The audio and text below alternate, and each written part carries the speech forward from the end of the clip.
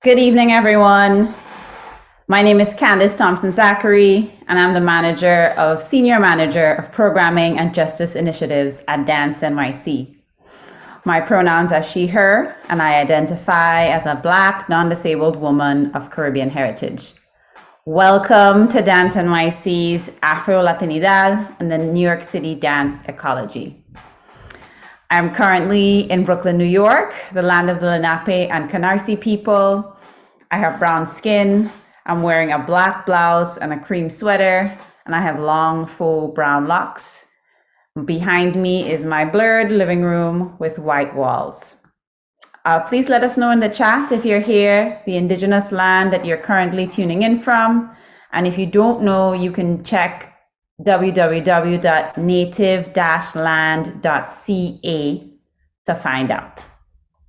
Thanks again for joining us for the last town hall in our 5-part Redefining Practice series, Afro-Latinidad and the New York City Dance Ecology.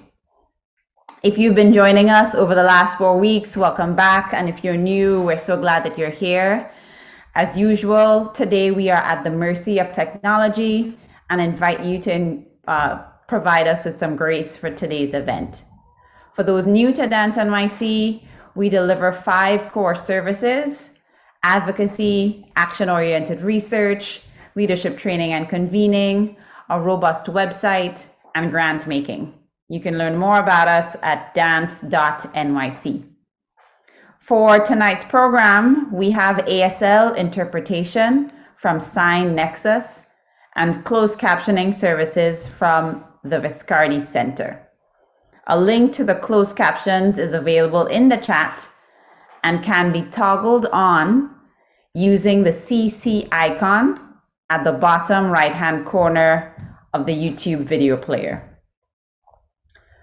Please note that the captions timing may not align perfectly with the event.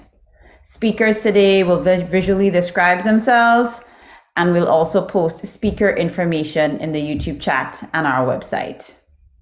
Feel free to post comments or questions you want to share in the chat on YouTube. We'll have moderators there interacting with you, and we'll try to accommodate live questions if possible.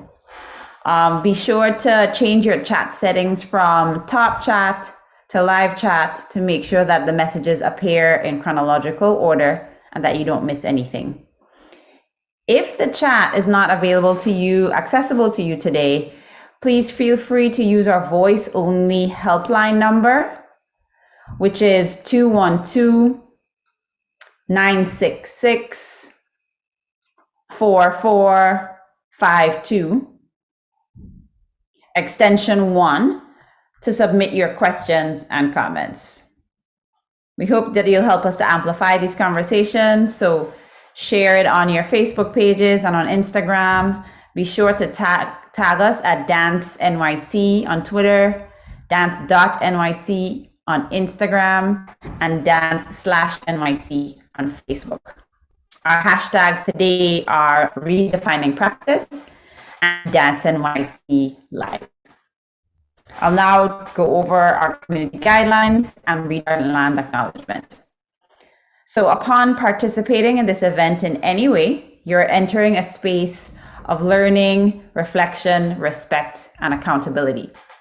We thank you for your collective agreement to Dance NYC's community guidelines, which can be found right now in the chat. If you have any feedback for these guidelines or any part of our programming, we invite you to share them via the post-event survey that will be placed in the chat at the end of our event, or via email at info@dance.nyc. I invite you to welcome, to join me in this land acknowledgement practice. As a way of deepening our work and learning in racial justice, we regularly practice land acknowledgements at meetings and public convenings to recognize our country's violent history and its legacy in the space we occupy. This practice is currently under development with the guidance of Indigenous dance artist and activist Emily Johnson to ensure that we embody this allyship.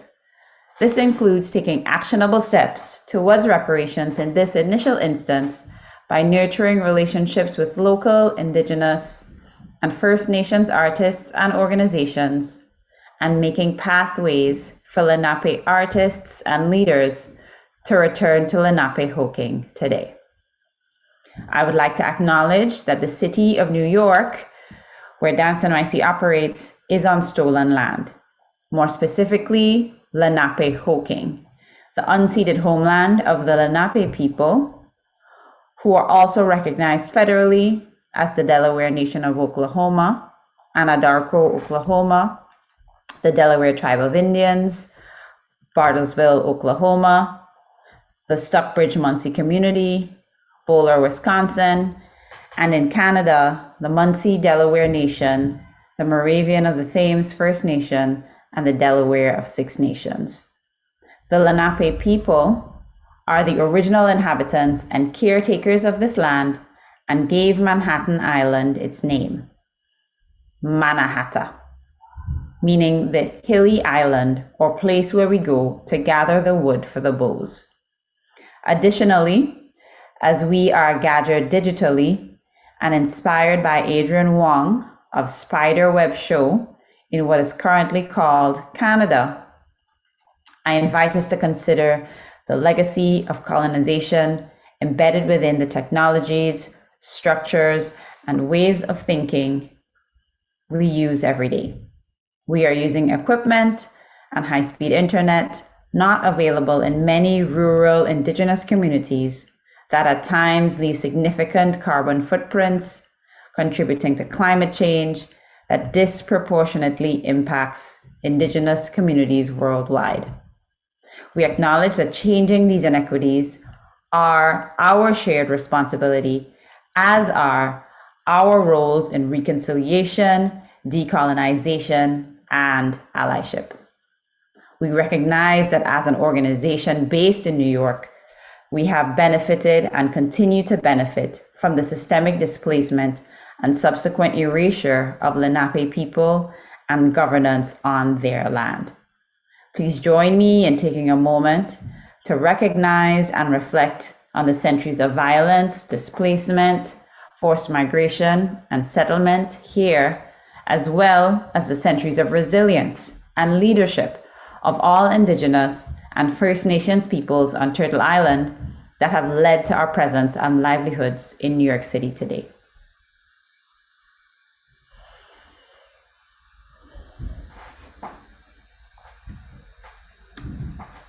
Continuing our practice of recognition, we would like to name openly the legacies of the African slave trade, migration and immigration patterns, the disability rights and disability justice movements, and the LGBTQIA fight for justice. These areas and tactics of oppression through which white supremacy and settler colonialism have enacted and sustained its power over time are not the only areas, but rather the main focuses of Dance NYC's ongoing acknowledgement, practice, and justice, equity, and inclusion strategy. We have continued to witness as a city and a nation the palpable impacts that systemic racism has on the lives of Black and Indigenous people, peoples of color, immigrants, disabled and immunosuppressed people, LGBTQ+ people, and those living in low-income communities impacted by COVID-19.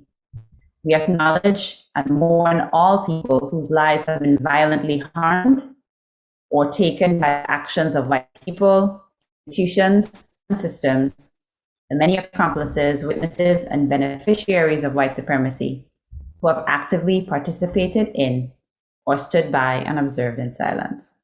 Let's take one last moment of silence.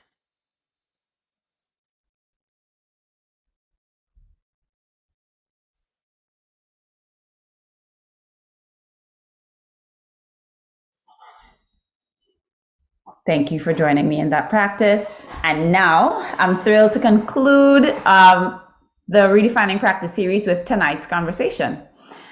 The series has focused on the evolving landscape for dance as professional practice, living ritual, and technical production. And through these events, we have collectively explored how artists and institutions are adapting and innovating new ways of being in creation, how they're prioritizing new learnings in racial justice, physical and emotional safety, and community care.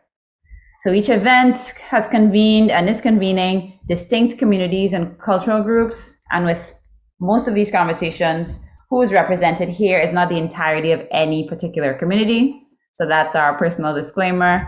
But we hope that these gatherings can be the starting point for more conversations and perspectives to be shared in the future. If you weren't able to attend our other sessions, we invite you to check out the recordings right here on our YouTube channel. And I'm happy to announce that tonight's event is in collaboration with Ballet Hispánico and the Caribbean Cultural Center African Diaspora Institute, and will feature opening remarks followed by a roundtable discussion. We'll begin first with grounding words from multimedia producer Dash Harris and the executive director of CCCADI, Melody Capote. So I'm going to hand it over now to Dash to lead us and start this conversation. Thanks, Dash. Thank you. Thank you, Candace. Good evening. I'm joining you all from Spain. So I am in the land of the colonizers currently. My name is Dash Harris. My pronouns are she, her. I am a Black woman with a zebra print top, red hair, and with two picture frames, colorful pictures and picture frames behind me.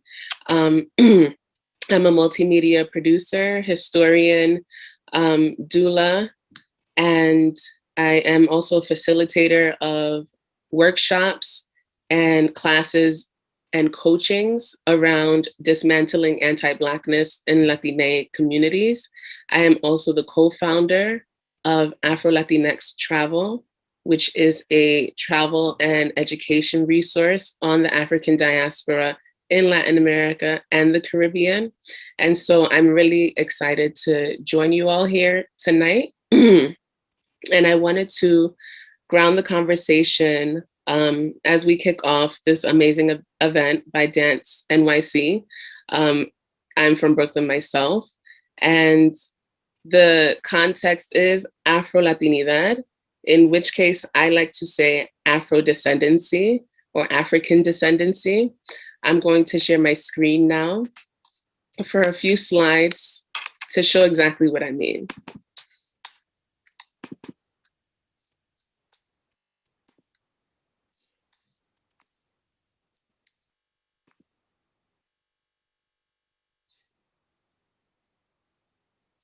Okay, great. So everybody can see that. Let me minimize this here.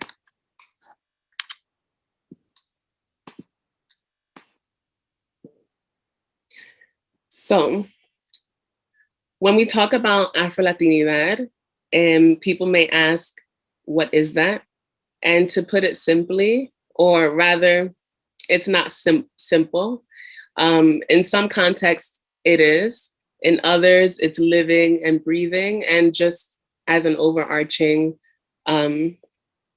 realities, we are talking about people of African descent, Afro-descendants or African descendants in the region that is known as Latin America and the Caribbean, people who are racialized as Black under this system that we're all navigating. And so I wanted to highlight that in December 2013, the UN General Assembly proclaimed that 2015 to 2024 to be the International Decade for people of African descent, with the theme of recognition, justice, and development. And so there is a picture of an Afro-descendant man with clear glasses. In the caption below it, it says, in total, around 10 million people were kidnapped from Africa during the time of colonial slavery. And the figures go from 10 million to 13 million, and even a little bit more than that. And so in proclaiming this decade, the international community is recognizing that people of African descent represent a distinct group whose human rights must be promoted, and protected. Around 200 million people identify themselves as being of African descent living in the Americas. Many millions more live in other parts of the world outside of the African continent. And so the UN actually also says that Afro-descendants or African descendants are a specific victim group who continue to suffer discrimination as the historic legacy of the transatlantic slave trade. And I offer that that is not our only legacy. Our legacies is what we will be talking about tonight. Our legacies, it's us being present here. And so at the bottom right of this slide, there is a newspaper clipping that says the colors of Cali. And that is the colors of Cali, Colombia. Colombia has over 20% Afro-descendants, probably more, in the country. And Cali is the second city in Latin America that has the greatest number of Afro-descendants after Salvador de Bahia in Brazil. And so this is important. Why does it matter? Because Black lives matter. This picture, there's a picture of a protest with a Black woman with a megaphone and a yellow banner that says Las vidas negras importan, or Black Lives Matter. This is in Puerto Rico. And this was a protest that happened throughout the ongoing protests within the region, where people are saying Black Lives Matter in English, Las vidas negras importan in Spanish, Las vidas negras importan in Portuguese. And it matters because our lives matter. To the right of that picture, protest picture, is a painting of Gaspar Yanga from Mexico, a resistance leader. Below that picture is a picture of two Afro-Colombian women, two Black women, with scarves and braids. One of them is named Francia Marquez, who is actually running for president of Colombia. Right next to her with her arm around Francia's shoulder is Clemencia Carabalí. And both of them are human rights activists, land rights activists. And it matters because our dignity, our personhood, our lives, and our legacy and our freedom matters. Because we're dealing with, there is a picture on the bottom right where it's a little snippet of an educational book in Peru that is calling itself explaining the origin of African descendants in Peru. And it says that white people came out of the river first when it was clear. Indigenous people then came out of the river when it was a little bit murky. And Afro-descendants came out of the river when it was dirty. And this is in school or educational materials. And so this is why it matters. Anything that gave Africans identity was banned in Latin America. And when we talk about dance, when we talk about art, we're talking about cultural expressions, cultural manifestations, affirmation of personhood, affirmation of life. And so there is a quote here on this slide, which comes from a Cuban newspaper in 1888, where they say, first we had the danza, then came the danzón, next it will be the rumba, and finally we all end up dancing ñañingo. We are recommending banning the danza and danzón because they are vestiges of Africa and should be replaced by essentially European dances, such as the quadrille and the rigadoon. And so this is to say that the danza, the danzón, the rumba, the ñañingo, what comes from the Abakwa, all male mutual aid society, is that any African cultural expression was banned, outlawed, and degraded. The thing is, though, is that all of the things that we know about Latin America that makes culture, I am very comfortable saying most of what you know comes from African descendants. And so another example of that is the conga, or the comparsas in Cuba, where one of the biggest opponents of the conga was the father of Desi Arnaz, who was able to appropriate this Afro-Cuban cultural expression of Africaneity once he immigrated to the US, after his father banned the drums. He banned the conga, he banned carnival in Santiago de Cuba. And so it's important because these cultural expressions were driven underground and then was stolen by the very people who outlawed it. It's important because we have this advertisement in the Cuban paper, 1839, where you have a Black woman being listed alongside the sale of animals. On the bottom left-hand corner, you have an advertisement, or rather, hold on, let me move this out of the way. You have an advertisement for wet nurses, ama de leche, where the advertisement asks for a woman who is robust and who is of the Black race. So that newspaper clipping does not say Latina, it says specifically a Black woman. And so what does this mean? I often like to bring up Mario Balsa, who was an Afro-Cuban composer, band leader, musician, fill in all the blanks, he did it. And so he immigrated to Harlem, which, as we all know, till this day is gentrification aside, we know as the Black Mecca. And so it's important because Mario Balsa immigrated when he was 19 years old in 1930s to Harlem. And he said he found it was a place where he could walk down the street and not experience the same kind of racism that he was experiencing in Havana at that time. He could feel free as a Black man walking down the street and not feel that oppression in the same way. And so Mario Balsa is one of the creators of Afro-Cuban jazz. He specifically said a few times not to call his music Latin jazz. He said, "What is Latin? We are not Latin.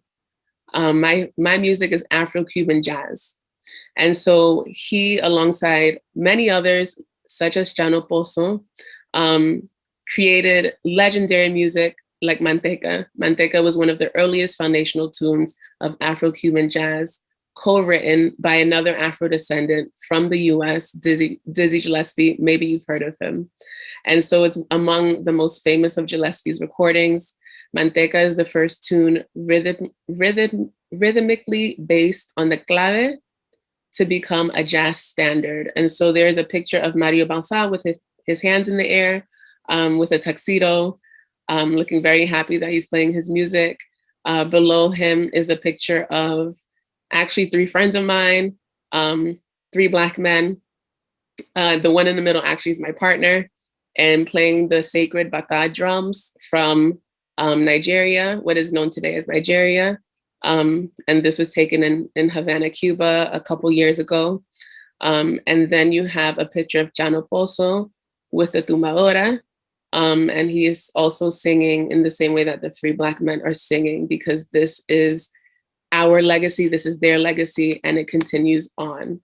And so Afro-Latinidad, which I like to say is African cultural expression, African cultural pathways. We have more pictures, 4 pictures here of, at the right-hand side, you have 2 drummers in view of playing the bata drums. And you have a dancer for Oya, the Oricha of winds, sudden change, the spirit world, commerce, the rainbow, and lightning. And then you have a picture of Marta Gularte, which she was an Afro-Cuban, Uruguayan carnaval dancer. And you have her in beautiful feathers and a beautiful, with pearls and beads during carnaval season in Uruguay. Below that picture, you have a Congo princess from Panama with her colorful dress, which is made of the patches from the petticoats of Spanish colonizers. We took what we could and made something beautiful, and many somethings beautiful. And then you have a picture of Peru Negro, a black and white picture of two dancers. One of them is bending over backwards, and people are in the background singing and clapping and dancing. And so that is over 50 years of Peru Negro, or Black Peru, and all of that Blackness continues today, and we will see it in our panel. So thank you. Thank you so much, Dash. Candice here speaking. I'm going to hand it to Melody to give us some words of. I want to give Dash a holler. I love you. I know you're in Spain. Thank you for setting us up in such a beautiful way this evening. My name is Melody Capote. I'm the Executive Director of the Caribbean Cultural Center, African Diaspora Institute, based in Harlem, New York, more specifically El Barrio. I am speaking today from Puerto Rico, the land of the Taíno people. My pronouns are he, she, her, ella, and I am a brown woman with blonde curly hair, with a beige and black top, and a painting behind me, blue painting with a palm tree. Also a physically able woman. Dash, thank you for setting up this presentation for us. To remain in line with time, and because this is such a loaded theme, such a big theme, I want to thank you for making the remark about Mario Balsa, who did so much work with our organization, who always said, I ain't Hispanic and I ain't Latin, I'm Afro-Cuban. And it was lessons like that and through the work of the center that I have learned to identify myself as an Afro-Puerto Rican woman. I am not Latina, I am not Latinx, I am not Latine, I am Afro-Boricua, Afro-Puerto Rican. I'm going to read from some specific notes so that we can stay in line, because I know for myself, I tend to kind of go all over the place. And in the interest of time, to allow for others to speak, I am going to do a direct presentation. Let me start with some of the fundamentals that will help you understand the work of the Caribbean Cultural Center, African Diaspora Institute, known to many as CCCADI or CADI. At the center, we recognize Africa as the motherland, the root of all culture. It is as simple as that. From Africa, diasporic journeys over many millennia went in all four of the sacred directions, by land and by sea. Being Puerto Rican by way of heritage and national origin does not change the fundamental reality that I am an African descendant. At CCCADI, we are all members of African descendant communities and acknowledge our special relationship with Africa and our ancestors who reside there in peace. For almost 30 years, CCCADI has addressed and highlighted the issues surrounding Afro-Latinidad, with programs dedicated to this conversation, like our annual Redefining African American, What's at Stake, to our global Afro-Latino and Caribbean Initiative program, popularly known as GALSI. We have provided spaces for conversations on this topic for over 30 years. GALSI was created in 1999 to make the lives of more than 150 million African descendants throughout the Americas visible and part of the international dialogue, allowing for conversations on public and private policy initiatives of global governments that are home to these vast populations. African descendants around the world have shared the common marginalization and inequities wherever we are present. And our work then and our work today is to make the invisible visible. The GALSI initiative is just one example we use to provide a public forum to educate, research, and develop thematic programs on Afro-Latino and Caribbean issues, highlighting the consistently poor and inequitable conditions of our communities, and to ultimately influence public policy and the direction of resources to assist in building capacity to reverse the impact of historical marginalization. And yes, for us, the work continues. It was our colonial oppressors who decided that the darker the skin, the more inferior the person. In fact, It is that very colonial mindset that has been so ingrained in our very own families that perpetuate the myths of good hair, bad hair, marrying light to better the race, and who pinched our noses in the hopes of a finer profile. Conquerors since the beginning of time have known that the best way to subjugate a people is to remove them from their culture. And history has taught us that although we were banned from playing drums, forbidden from moving and swaying our hips, and from singing songs of praise and celebration of our Blackness, in honor of our resilience and as a form of survival, we have influenced world cultures with our creative expressions and cultural contributions to this very day. Modern dance owes a great debt to the dance rhythms of the African diaspora.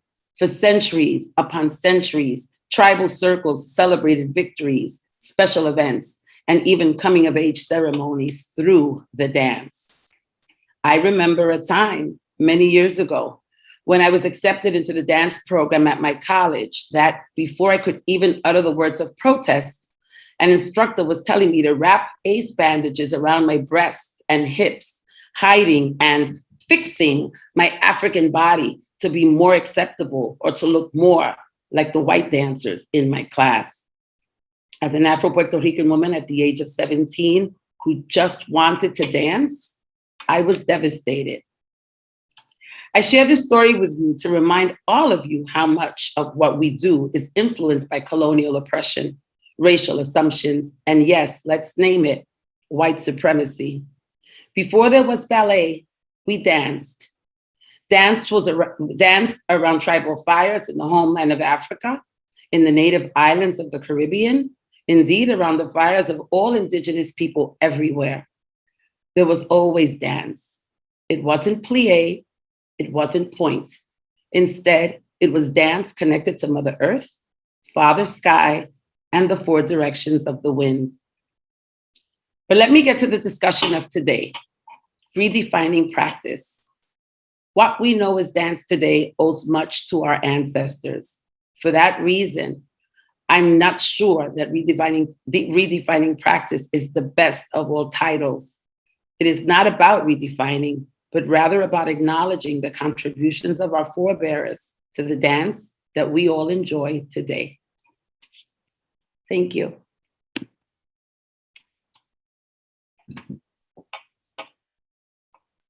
Thank you so much, Melody. I'm going to welcome Luis Paredes, our moderator for today's conversation, and our speakers to join us. All right, thank you so much.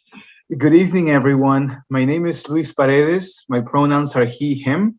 I am the Director of Institutional Diversity and Visiting Associate Professor of Anthropology at Bridgewater State University. I am also the historian and curator for the national dancing music company Peru Negro, established in 1969 to visibilize the presence of Black Peruvians in the nation through choreography and music performances. I am joining tonight's conversation from Providence, Rhode Island, the land of the Narragansett people. I am a non-disabled brown man of Afro-Indigenous Peruvian heritage. I am wearing a brown sweatshirt, clear glasses, and my background is a stairwell with books, a light blue wall with several square paintings. It is truly a delight to be surrounded by a distinguished cohort of artists, activists, educators, and performers, including Eduardo Vilaro, Artistic Director and CEO of Ballet Hispánico, Luz F. Solis Ramos, Founder, Artistic Director, and Co-Choreographer for Wabafu Garifuna Dance Theater, Shari Cheveres, Movement Artist, Choreographer, and Cultural Educator, and Yasmar Cruz, Artist and Educator, and Artistic Director of Dance Artes. I am thankful to Dance New York City, the Ballet Hispánico, and the Caribbean Cultural Center African Diaspora Institute for making this conversation and space possible. Following Dash's and Melody's introductory remarks, Black bodies have and continue to challenge the Latin American mestizaje, yet African roots are found within the national dances all throughout the region. Black bodies exist in between spaces of resistance and liberation, fighting for perpetual freedom. The ideal race mixing of the European and the Indio was normalized and continues to be imagined as the standard representation of Latin American diversity. Yet the region was the epicenter of the transatlantic slave trade. As a result, our popular culture bleeds Blackness. Afro-Latinidad subjectivity is a product of social invisibility and discriminatory prejudice, but also of great struggle and resistance, most beautifully translated through dance and choreography. The fight for social recognition has been among the most important for Afro-Latinos. In this conversation, we will navigate multiple dimensions and experiences of Afro-Latino Black bodies in New York City and how their more extensive practices are represented in the arts, especially via dance, music, and the spoken word. By taking into account the collective notion of Afro-Latinidad, we will discuss identities related to race, ethnicity, gender, class, nation, and diaspora. In addition, we will dialogue crucial aspects of Afro-Latino identities, such as sameness, difference, belonging, boundaries, contrast, and oppositions in the construct and search for social and racial justice, and search for equitable representation in the New York City ecology. So at this time, I would like to welcome all of our panelists, our stellar panelists who will be joining us in this fruitful dialogue where I will have the pleasure of asking some questions and knit their themes, the concepts, and their experiences so that we can have a delightful conversation about experience, these lived experiences. So at this time, I would like to welcome all of our special guests to the conversation. So let me start with the first question. And of course, anybody can go. Let's try to tie in the conversations. I will chime in just to make sure that we are, following our standards here. All right, so let's move on with the first question. How do you define Blackness, Afro-Latinidad, within the context of artistic performance, and how does this play out in the New York City culture? Who wants to go first? How do we define Blackness or Afro-Latinidad in this context? I can answer. Luz, please. Thank you, Luis. My name is Luz Solis Ramos. I use she as pronoun. I am currently in Manhattan, Washington Heights area, Lenape land. I am a non-disabled Black woman, Garifuna, which is Arawak and African from the Caribbean. I am in a room alone, and to my left, you can see the window to the room where I am. I have long braids and a peach blouse with black pants and boots. I believe that Afro-Latinidad or Blackness is defined in a way the spirit capture the essence within the dance. In the artistic performances that we experience throughout the New York City, it is played through the music, the drumming, the garifuna drum, the conga from Cuba, the drums, the Caribbean, the steel drums, all the different aspects of the trunk of the tree and the skin of the animal, where this essence of life is conveyed to the ears, to the spirit, to the eyes, is found not only throughout the Caribbean, Central America, all through New York City, particularly during the summertime. Blackness is seen in the movements of the performer, through the poetry, through the artistic colors in the costumes of the dancers. The body tells everything in such a way that he pronounces the movement in such an easy way. And then multiculturalism is the essence of all of this, because we have this combination of Afro descendancy plus the indigenous culture within our mind, our essence of our blood, our skin is in us at all times. So it's present in the performances. Sometimes it might not be mentioned, but the essence of our spirit capture that understanding, although many at times are in denial, consisting this existence that is prominent, that is there all the time. You go to Central Park, you're going to hear drums, you're going to hear steel drums. You go to Lincoln Center in the summer, I see bomba, plena being played. I see the Caribbean Cultural Center presenting Afro-Cuba dances. I see so much from directly from Africa, and then we go to to Brooklyn Academy of Music. You see Dance Africa that Chuck Davis brought, quite a long time ago, and we can see the essence of the motherland. And when we identify ourselves to it, it's so much connectiveness to it because we're part of it.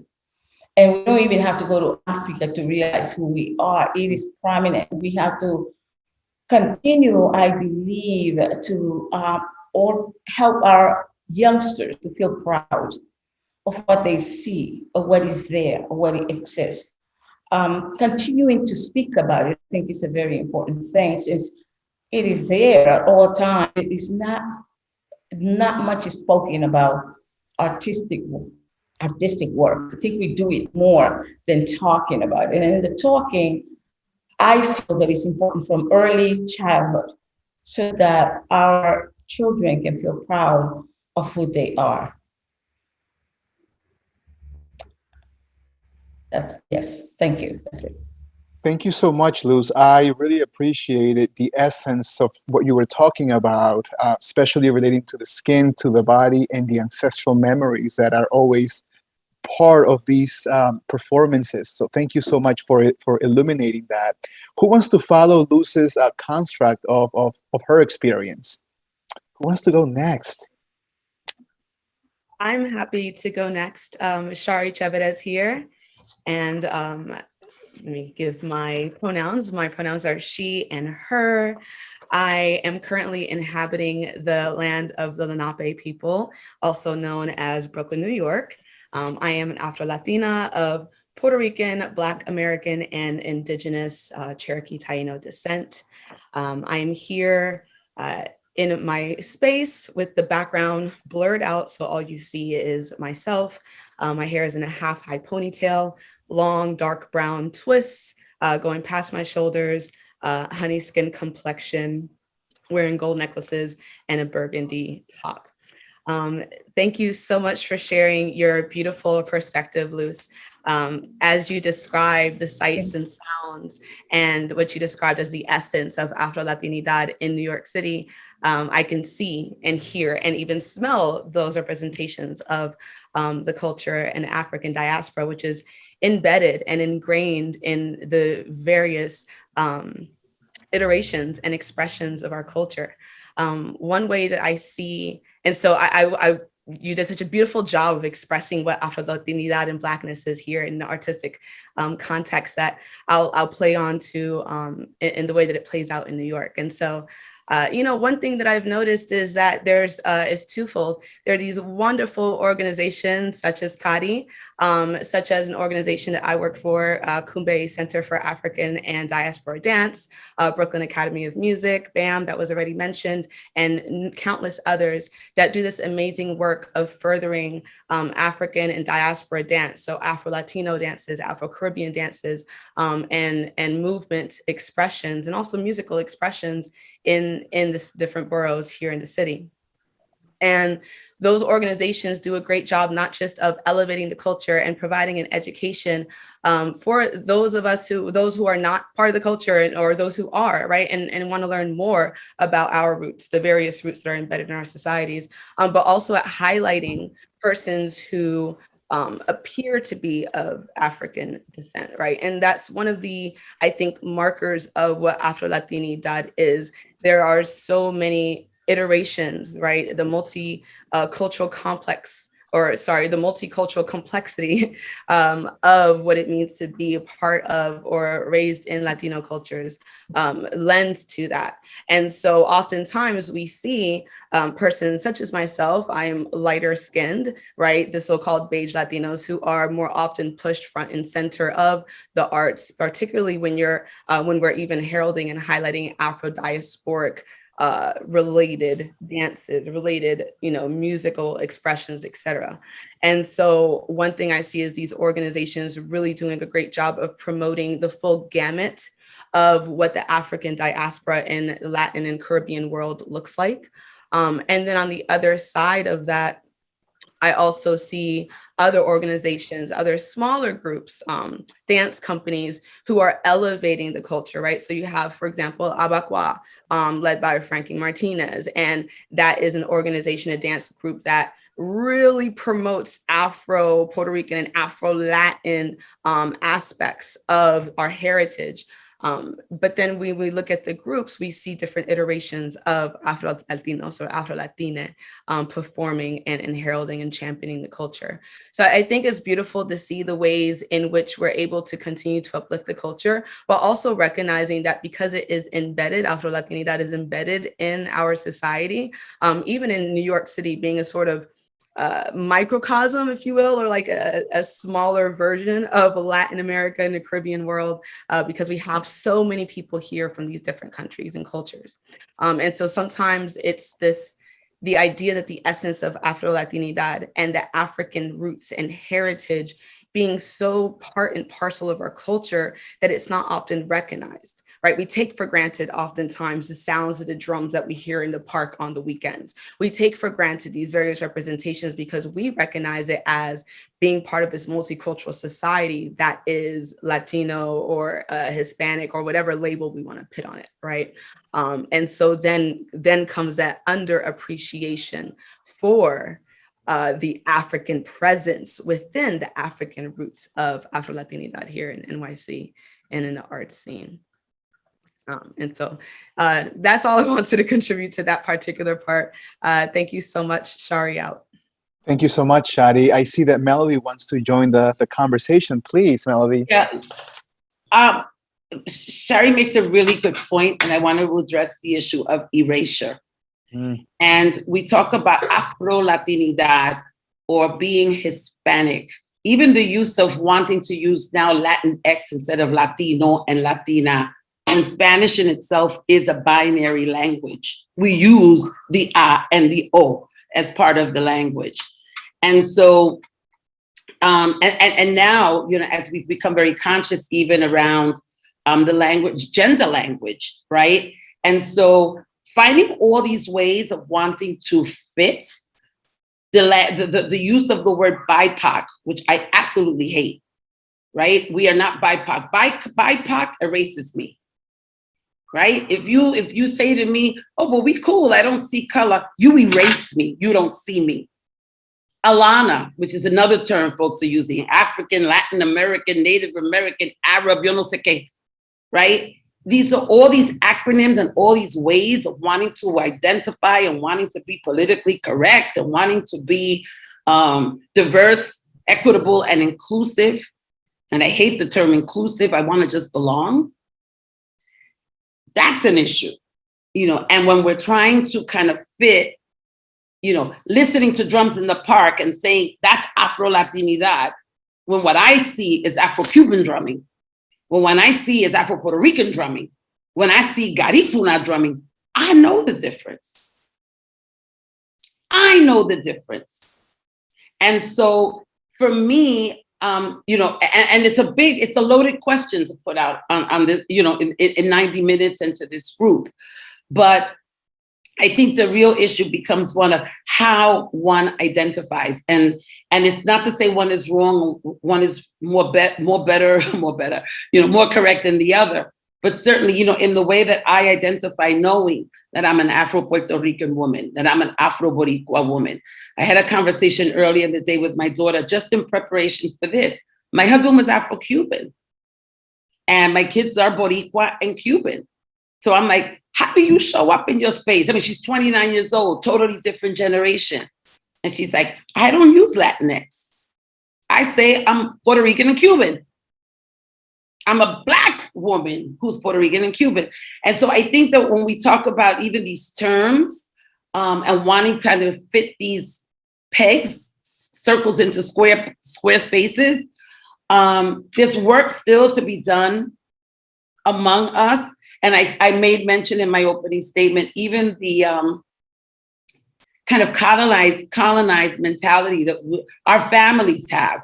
And Louis, we talked about this earlier this week, where your grandmother said, you know, marry someone light, because, you know, the babies, you know, mejorar la raza, better the race, the good hair, bad hair conversations, full nose, full lips, thin lips, the reference to the colorism, the conversation of colorism in our community. And so I don't know to say where this fits in this conversation of being presenters or producers or performers, but it's such a big question. And so it would seem to me, I guess, because at the root of the mission of the center is racial and social justice, like all the time, 24/7, right? And equity.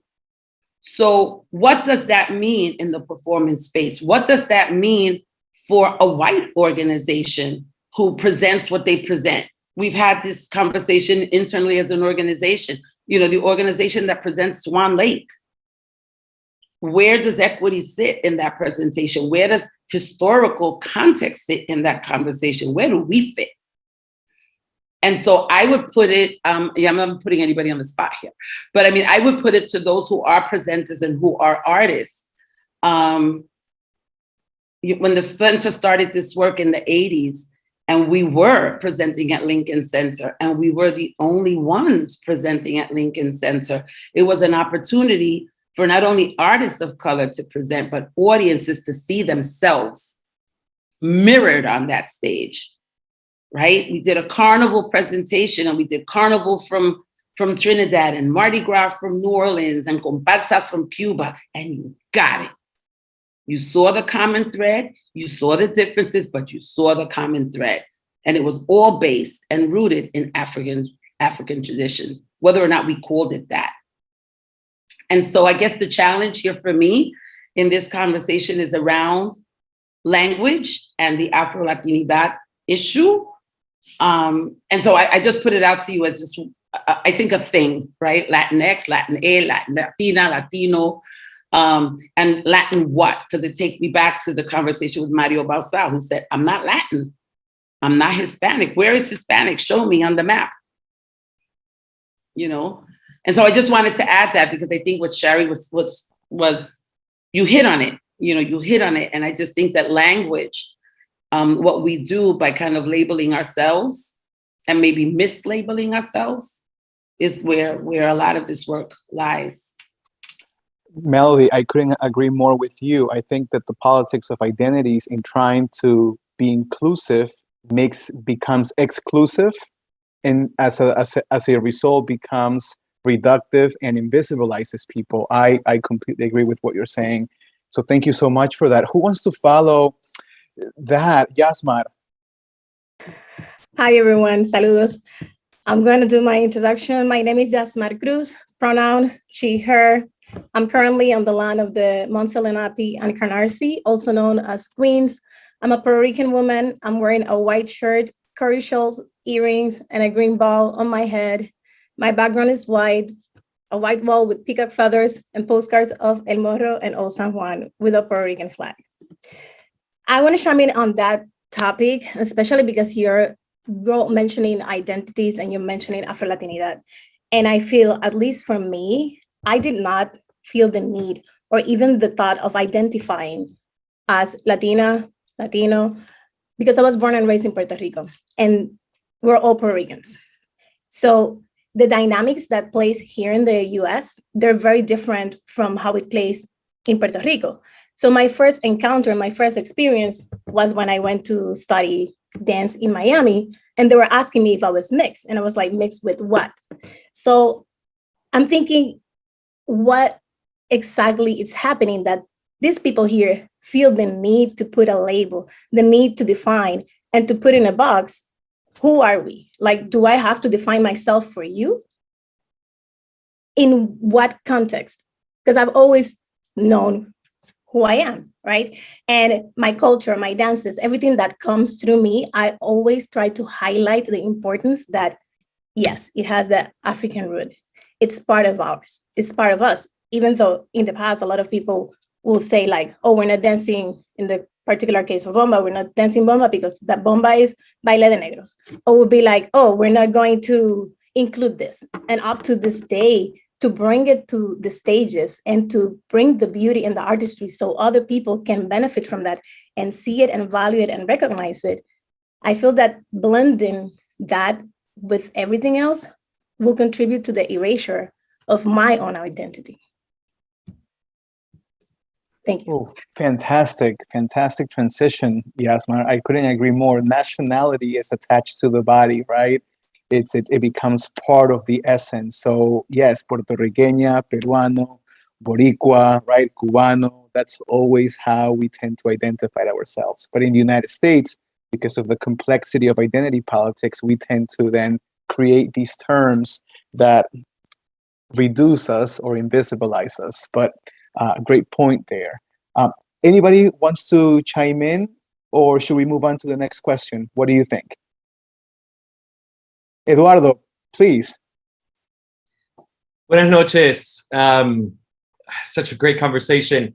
I'm Eduardo Vilarón, and my pronouns are he, his, él. I'm a physically able, gay, brown Cuban man of Afro-Asian inheritance, currently in Irvington, New York, land of the Lenape and the Wapanger people. Wapanger, I hope I said that right. Just to say what's on your screen, I have black curly hair, wearing a white shirt with black stripes under a black jacket. Behind me is a colorful painting by Wilfredo Lam, a Cuban artist, and to the side of me is a bookcase. I want to thank Melody for her opening address and the work that Cali does, which is extremely important for our community and for everyone here who's uplifting this conversation. And I want to maybe respond also to Melody, and she's saying presenter, because we are a presenter at Ballet Hispánico. And I also, there's so much, I also love the idea of how these definitions both make us visible and then invisible, make others invisible. It is so important to hear that, because when I think of, and the term Afro-Latinidad is difficult. When I think of the African diaspora in dance, in particular modern dance, I see it constantly everywhere. In many ways, in weight, in the way, as Melody described, how our dances, those dances from Africa were already in existence, and how those forms, shapes have been appropriated, stolen, taken, utilized by the modern dance world, or even the classical world. I mean, recently we're starting to understand how much Balanchine was helped by Dunham and had conversations with her. And so what are the influences there? So as a presenter, and Ballet Hispánico as an organization that tries to share the diversity of what it is to be from multiple different countries in America, because we are the immigrants here now. We also come together and fuse, just like what happened to those 5 million African slaves. They were enslaved Africans that were forced. We try to represent, and how you represent is that you try to open the dialogue into the realities. And so in everything, in the education you do into the children that come into your school, that you know that African history and that African history is shared in so many ways, in the work that is done and in the artists that uphold, and you uphold those artists. And no, we're not doing Afro-Cuban dances at Ballet Hispánico. And trust me, as the second person coming in after the founder, I realized that even our name, Ballet Hispánico, is a problem. I have no qualms about talking about that. And I have no qualms about pointing things out within our own organizations that need to shift in order to dynamically show the importance of the African diaspora in our Latino communities. So I think what we need to do as presenters is take a stand and says that show that the work belongs here. The work of Afro-Cuban, Afro-Puerto Rican, Afro-Colombian, Afro-Latino artists deserves to be seen and acknowledged in real time, not only as a historical figure, in real time, not only as, oh, this was this and this came over with us, but as something that is also evolving. And so who are those artists that are challenging preconceptions? The work, the artistic endeavors, the artistic process deserves to be heard and to be imagined with accuracy and celebration. So I'm very thrilled with this conversation because it is uplifting the need to continue this work. Thank you. That's all for now. Thank you so much, Eduardo. I really appreciated your mentioning of this multidimensional, in real time approach to different possibilities through dance, especially because Blackness in the context of Latin America and that experience tends to become static. It becomes to be performed through the same lens, through the same historical period, and offering other possibilities really opens doors for new ways to see these realities and experiences.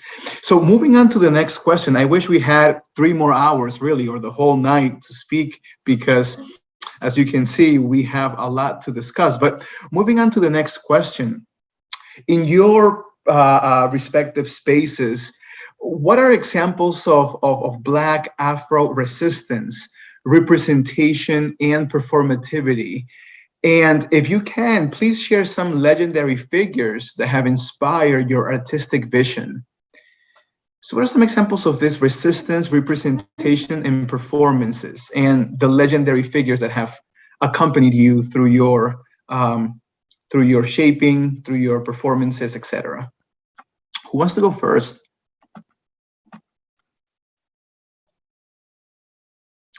Who do I see? Who wants to go first? Melody. Luis, please. I'm gonna go because I'm having trouble with internet. So I'm gonna go first.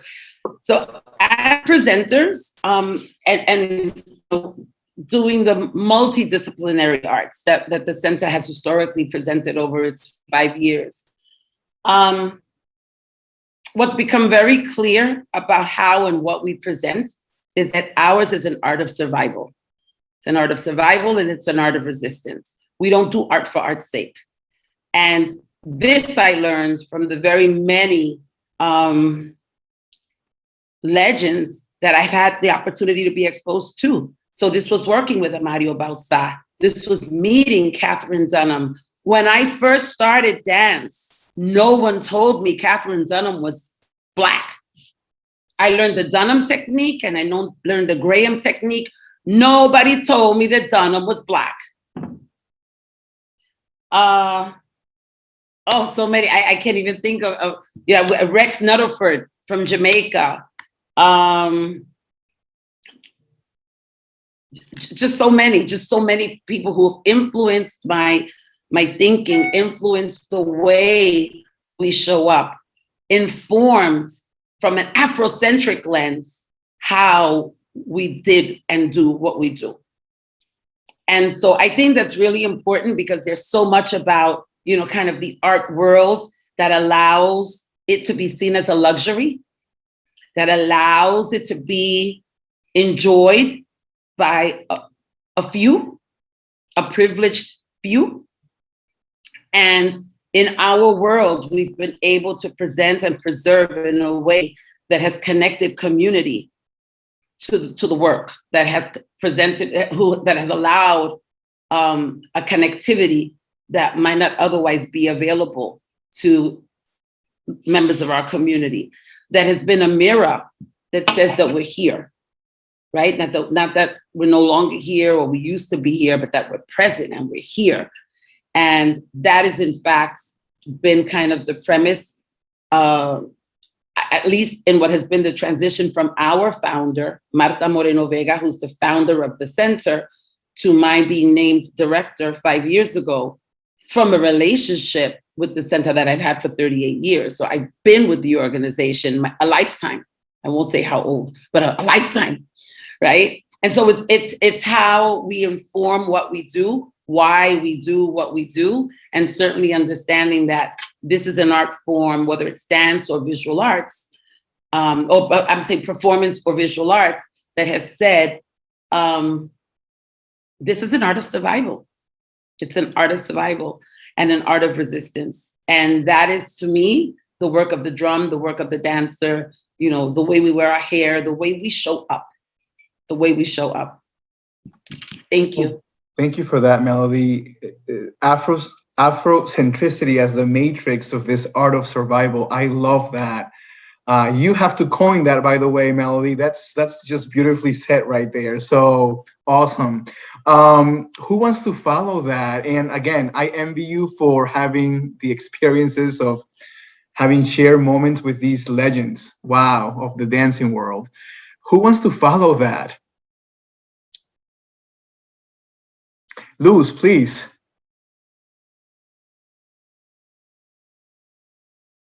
Unmute yourself, Luz, so that we can hear you. I'm there you sorry. go. There you go. It might be my internet that is skipping a bit. This is Luz Solis Ramos. My internet might be skipping a bit, but I think it's the second question, and how we identify Afrocentricity. How does it intersect in the dance and the resistance and activism within that? Is that what the question is?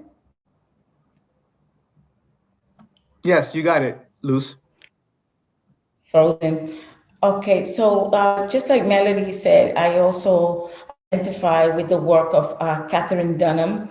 It is through the Afrocentricity is always there in the roots of our creativity, even when we don't speak about it, how we move and how we organize our choreography, the colors that we use, the steps, the rhythm, the movement of the body tells that kind of essence that permeates within our spiritual self, in the movements that we make, in the way we express our words. And then when our choreography is seen on the stage, you know, there's so much of the African essence in it. I think that Chuck Davis does a lot when we see his presentation, that activism, so that we can always remember what is what pertains to the African descendant community, and the constant presentation of the Afro culture on the stage. When you see punta, bomba, plena, jazz. When I was young, I also had the opportunity to study flamenco with Tina Ramirez. At that time, she was teaching in City College, and the way she steps forward with the flamenco, so very similar and very connected to tap dancing, with the rhythm and the energy coming from her body when she taught, and that consistent, resistant, strength that she had, and she wanted that from her students as well. And I see a lot of that in our work. Even when we don't talk about it, we are doing the dances.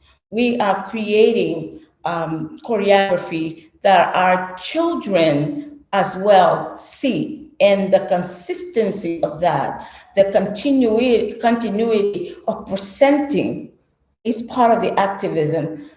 What I think is that we need to speak about it. This stage here right now, this conversation that we are doing, I really appreciate being part of it. I never had this opportunity, and I wanted to tell Melody as well that Afro-Latinidad is new. The language is new to people to understand and digest the significance of it. Most people say I'm Hispánico or I'm Spanish, and then they start to think about what that means.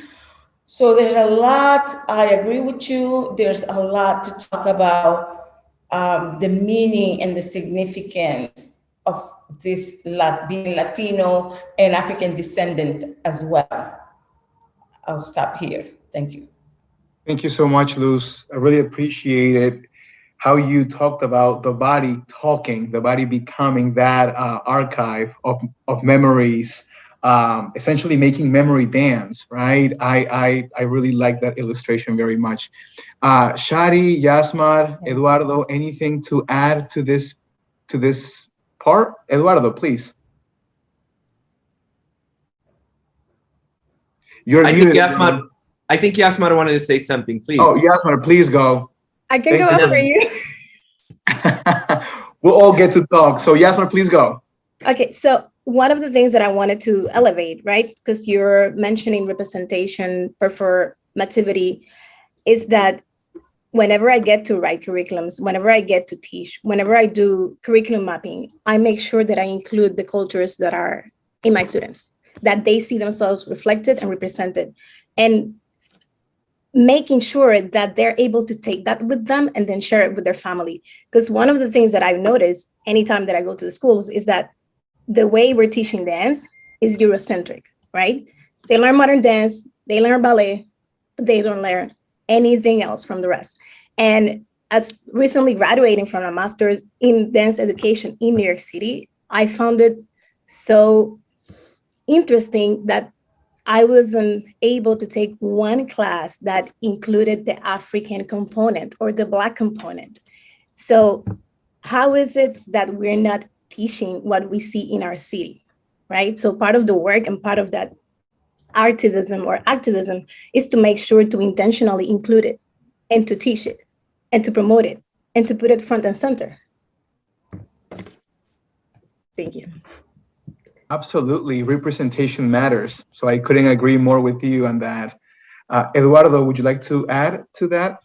Yeah, yes, I'm going to continue to riff on what Yasmar just said, because it's not only in the teaching, it's in the presenting. I mean, we as performers, we go into these spaces that have our communities, and we can't just perform in that Eurocentric way. When we talk to our community, when some people call it like them, some people, students' performances, we have to intentionally take them on the cultural anthropological journey that centers Blackness and centers the Afro, because even though in my instance, it is also embellished with European contemporary and classical dance, they still have to see it, and we still have to pinpoint it out. So that intentionality of educating and in its entirety and placing that is extremely important. And then I just want to add collaboration, because we talked about dance people that are heroes of ours. A lot of heroes that I've had in the Afro world are musicians, composers. Susana Baca and I created a work in Chicago, and just visiting, talking to her, and allowing me into the Afro-Peruvian world while I was bringing what I have from the Afro-Cuban world. Both its similarities, dissonance, and differences. It helped us create a work that then can be shared, and it places that thing that it's, I mean, many people still don't know that there's an African community in Peru if it's not for an artist like Susana Baca, or Celia Cruz, or that. So I just wanted to uplift that it's not only dance, but we as dancers collaborate with musicians in ways that no one else does, and that partnership is, I just wanted to say, is important as well. Thank you so much. Thank you, Eduardo. It speaks volumes to the idea of presenting the art too, right? To making it visible and accessible too. Shari, anything that you would like to include? Yes, thank you, Shari here. So just to add on a little bit extra, those are just such wonderful presentations of the idea of sharing our culture and giving the context, that anthropological context and background. It's absolutely important. And to me, this also, sorry for jumping ahead here, in a sense, segues into one of the latter questions on activism, right? And how we bring in equity into our artistic expression. And for me, that is by very intentionally incorporating the cultural aspect, the historical context, whatever I can to educate people about where the moves stem from, not just in the body, right? So not just having that, as you described, Eduardo, a Eurocentric approach to teaching dance or movement or art, but also the context of it. This is a unique situation we're in, whether we're doing corporate DEI or a community event or teaching in the studio classroom, whatever the scenario may be, or even in a school. We are in a unique, we have a unique opportunity to, in a sense, translate the feelings that can come from the cultural expressions of these various Afro dances, right? So the way that we may have learned it pre-transatlantic slave trade, right? Or even within our own communities within Latin America and the Caribbean is not the way that perhaps we teach it, or rather we learn it in a classroom or studio setting, right? And so we have this very beautiful opportunity and unique opportunity to bring together not just teaching the dances and the culture, but really, in a sense, diving in deeper to humanize the African aspects and the African peoples and contributions to our cultures in this way. Shari out. Yeah, thank you so much for that, Shari. You beautifully transition into the next question, right, which is about feelings. It's about translating those feelings, as you mentioned, and humanizing the collective experiences. So, because time is limited, here is our final question for the evening. What are some ways that you have activated social and racial justice equity to combat white supremacy tendencies within the performing arts? So how have you activated social justice to combat white supremacy tendencies which are prominent in the performing arts? So Shari, you kind of gave us already your take on it. If you want to add more, please do so. But anybody else who would like to speak about social justice and activism to combat? I'll add on just a bit more. One way, and it seems performative in a sense, but I strongly hold on to the belief that showing up and just being present in itself is an act of resistance.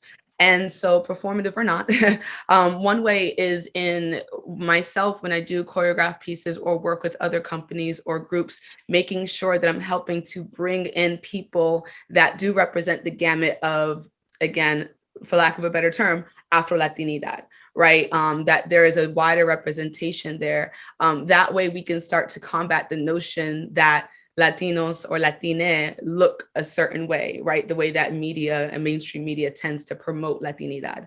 And then even just seeing like dance companies that, for example, in the salsa world, right? There's a pretty well-known salsa company that is based in the Bronx, mostly Dominican, I would say 99.99% Dominican, and are for the most part like Afro presenting, right? Or a good mix. And them performing, you seeing this on stage, an entire group of Black Latinas dancing in the salsa world is an act of resistance and revolution. So seeing groups like that promoting and furthering those sorts of performances, again, not in a performative way, but in a way that really matters and does the work of providing representation in addition to the curriculum, in addition to incorporating music and movement that is representative of our roots, is really integral to this work for me.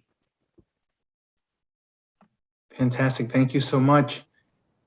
Luz, please. Yes, and Luz Solis Ramos here. Also part of the social activism and racial justice is when we present who we truly are on stage without feeling ashamed of who we are.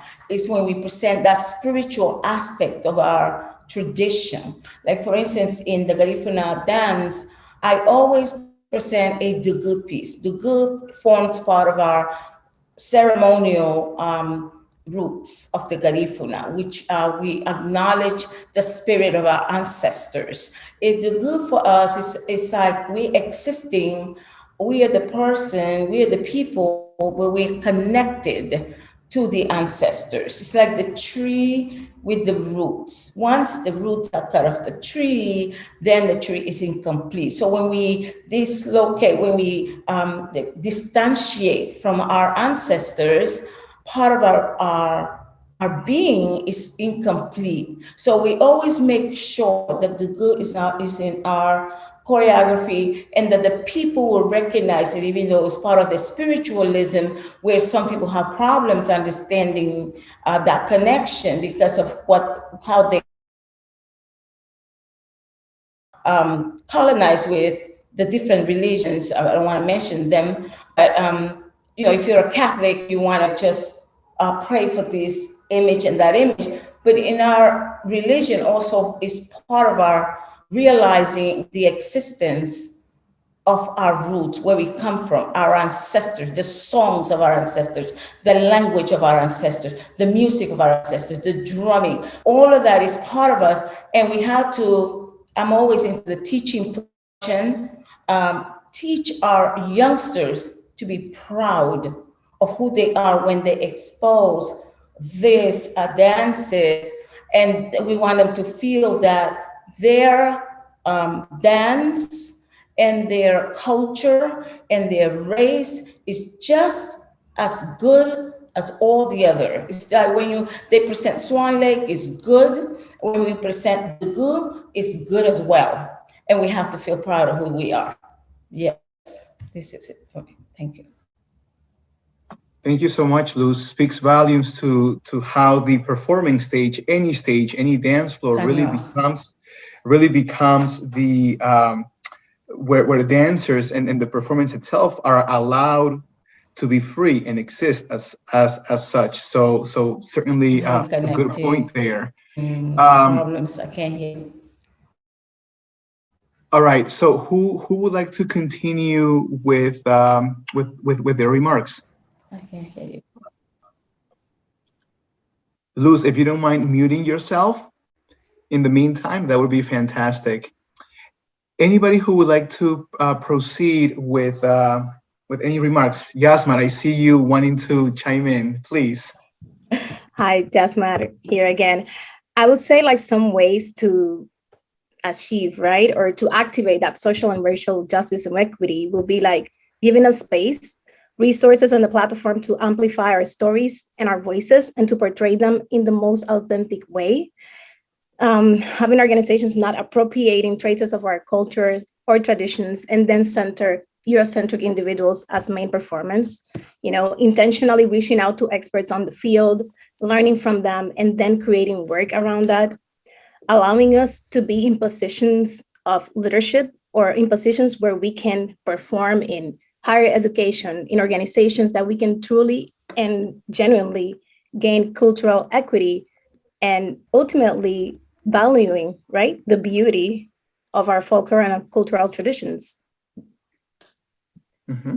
So we're speaking about authenticity here, showing up as you are, definitely.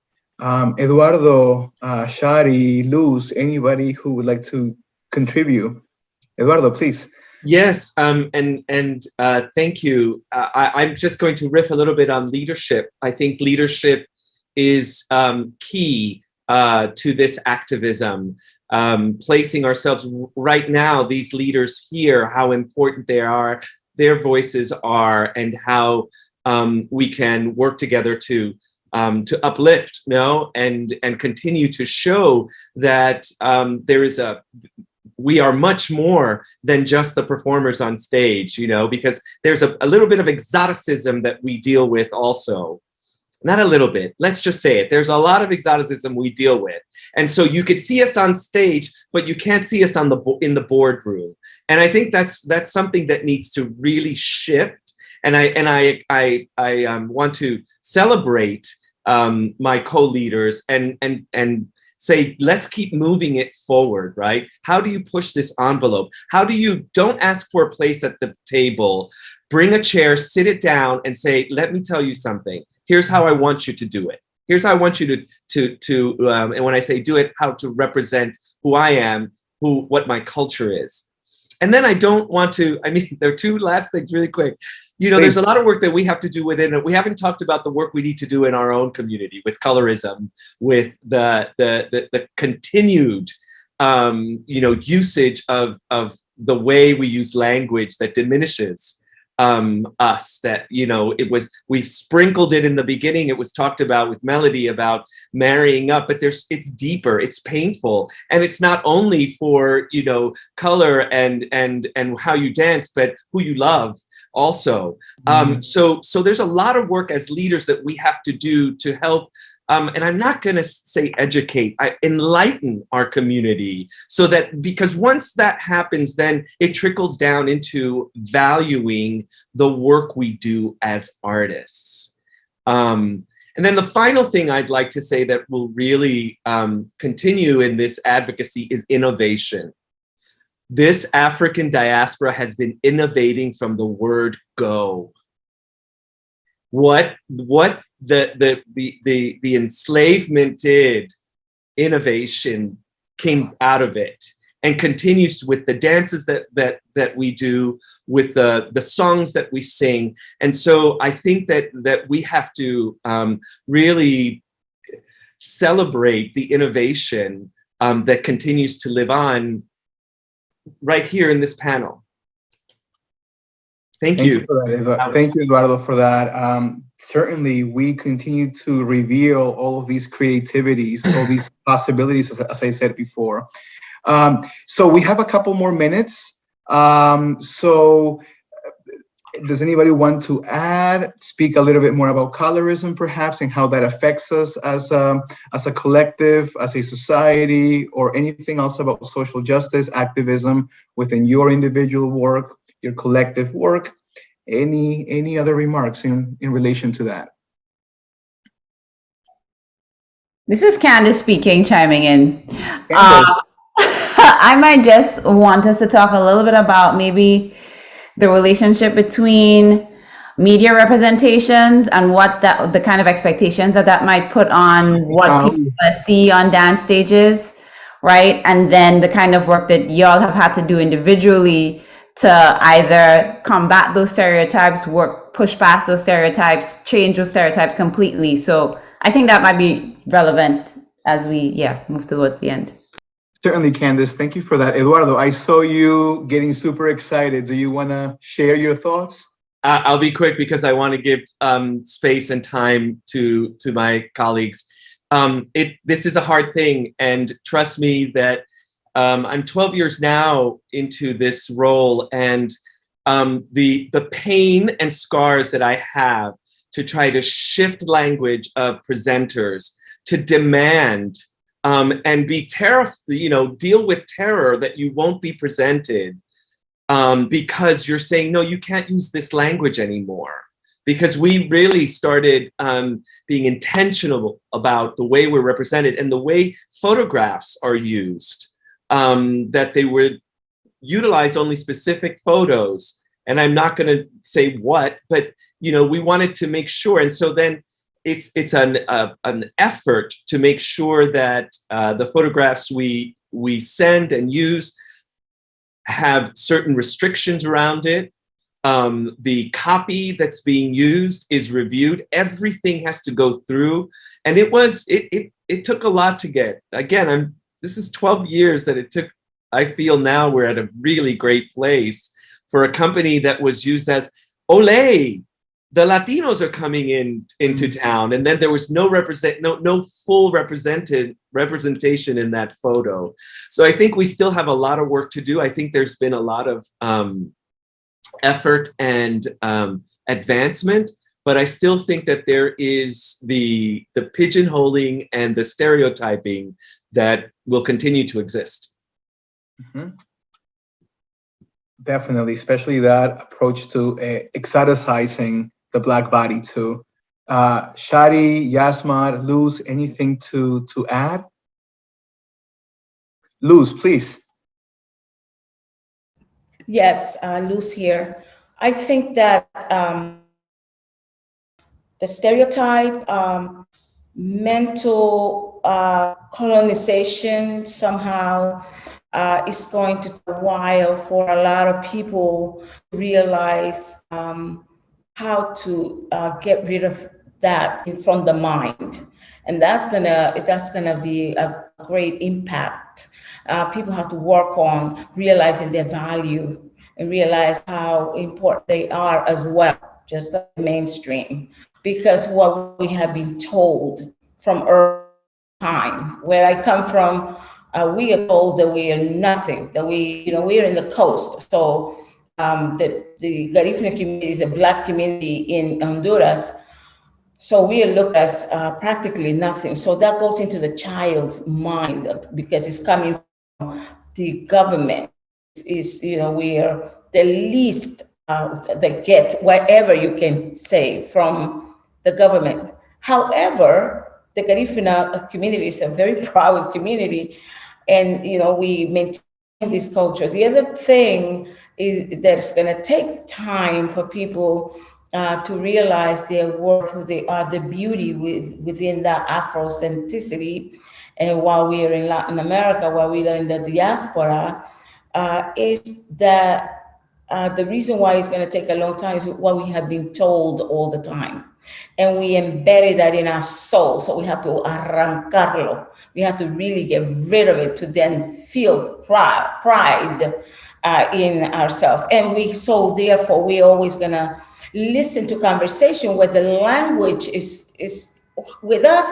We're thinking about it, we're talking about it, we're realizing who we are, we're realizing the importance of being Afro-descendant, or Afro-Latina, Afro-Latinidad. But not too many people know this term, by the way. So when they present, you're gonna hear this language that might offend you because they're not told not to use it. I'm telling you, I'm in Boricua College, and I work with adult education. And when they ask you in Spanish, they say yes, but why? Because this is what they're told. This is what they know, and this is adults who think they're from. They don't think they're from Spain, but they say yes, I'm Spanish, right? So that's going to take a while for people to realize this conversation.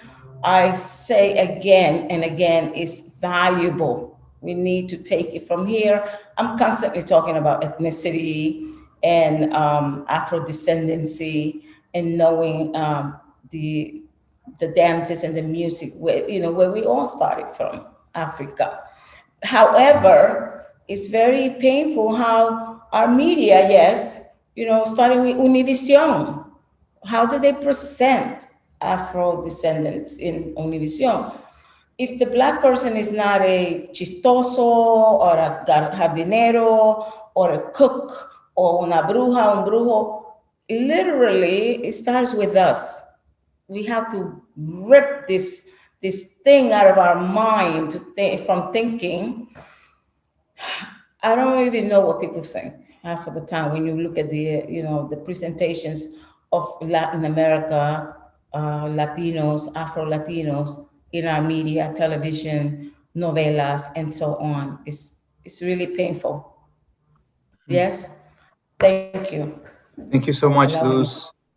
It's about disrupting all of these constructs that have been maintained because of power dynamics and because of this colonial, internalized colonialism, mental colonialism that we're still fighting to let go of. Arrancar, I love that. Arrancarlo, sacarlo, right? To let go of it. Shadi, Yasmar, Eduardo, we have a couple more minutes to talk about this particular issue.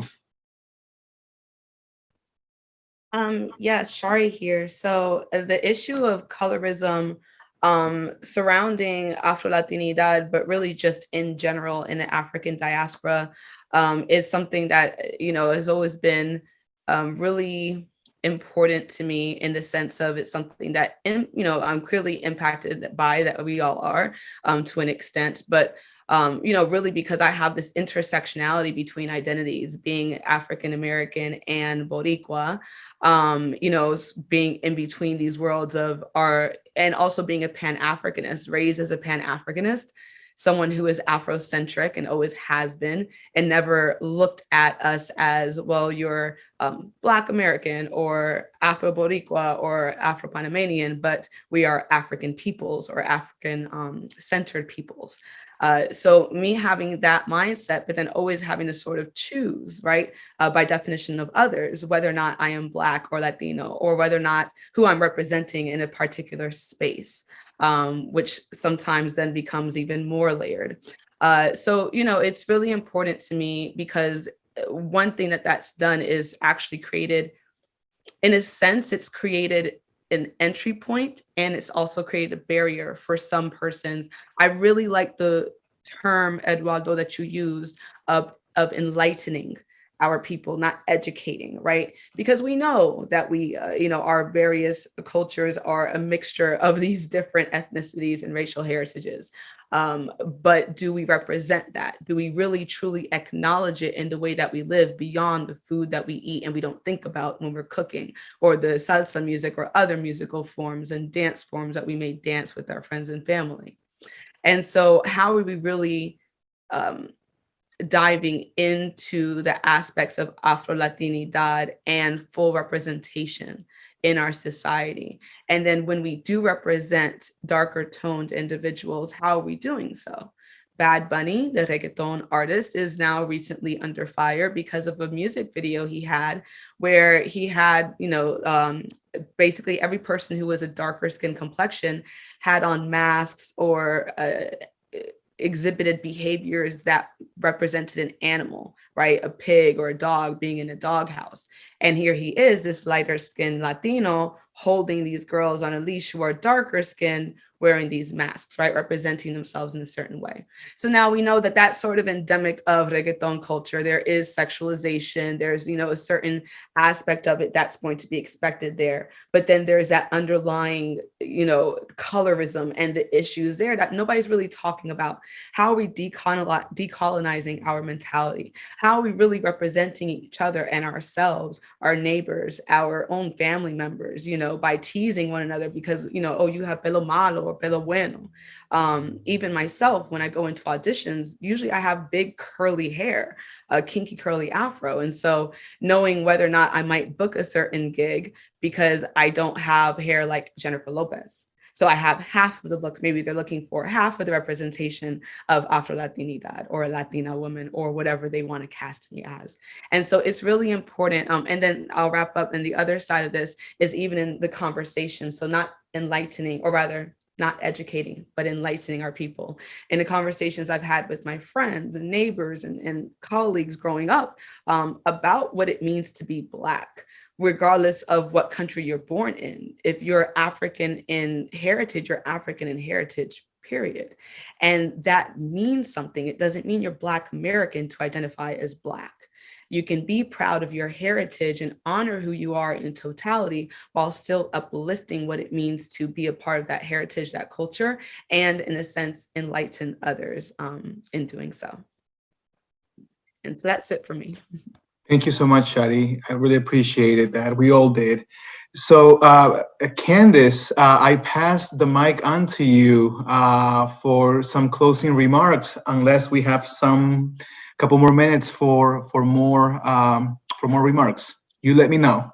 Hi, Candice here. I think I just want Yasmar, if you wanted to share something before we transition out. Hi, sure.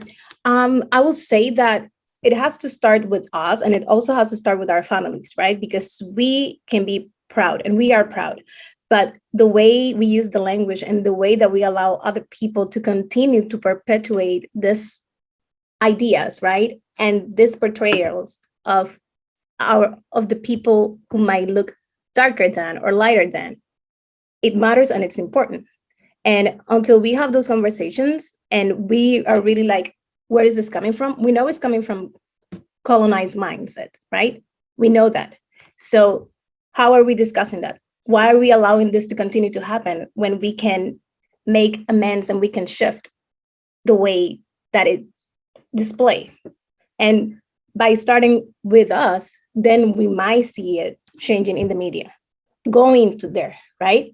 And really enlightening, not to use the word like confronting, but being genuine about why are we continuing to perpetuate what we know is wrong? When is it going to stop? If we continue the narrative to go on, then nothing is going to change.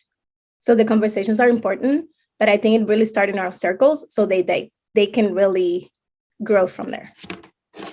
Thank you. Thank you so much, Yasmar. Candice. Hello, everyone. Candice here. Thank you, everyone, for everything that y'all shared on this panel. I mean, we probably needed like 2 more hours to really dive into everything. And perhaps we need a part 2 to this conversation. But yeah, I want to thank Dash, who started us off, Dash Harris, Melody Capote, our moderator for tonight, Luis Paredes, our wonderful speakers, Luz Solis Ramos, Shari Chéveres, and Yasmar Cruz for everything that they shared today. And just to, we hope that Melody Capote could have offered some closing remarks, but I think the 3 things that we're hoping that the 3 sets of people that we're hoping get activated are, 1, just so that the folks who do live at this intersection of Blackness and Latinidad really see themselves reflected in the conversation that happened in some way, and find pathways to new inspiration, new community, new solidarity for the work that they do and the experiences that they have. And that, 2, the wider Latinidad community, especially Latinos who identify as white, can understand the nuances of living, of Black folks who live at the intersection of these 2 identities, and ways that perhaps they can be champions for more equity, champions for more resources, champions for more visibility, being extended to this community. And then finally, the wider dance community, right, who are not part of any of these groups, but want to be just aware of the experiences of their colleagues who have different backgrounds, different cultural heritages, and the way that affects the journey that they are able to take in the dance world, right? So that's why we're here today. We hope that you get to take some things away from this conversation. I want to thank our audience members for sure for chiming in the chat. I want to thank our interpreters, Kaimi Malave, Alison Paduano from Sign Nexus. I want to thank our captioner, Beth Fraser from the Viscardi Center. I want to thank our producer, Sandy Shelton from Full Out Creative. Thanking our funders, the Howard Gilman Foundation, the Mertz Gilmore Foundation, and the funding that we receive from DCLA and NISCA and the NEA. Any of the resources that we shared in the chat and more, we'll try to gather some of them and collate the right links to send to you, will be in the post-event email that we'll send out to everybody that registered, as well at the bottom of the event page. And then if you're still here, please take a moment to fill out the post-event survey so we know how this programming serves you best and ways that we can do more with our events. And that brings us to the last event in the Redefining Practice series. Thank you so much for joining us over these last 5 weeks and tuning into these conversations. Feel free to revisit the past conversations. And I hope that we will be with you again for more of Dance NYC's programming. So have a good night, New York City Dance. Take care.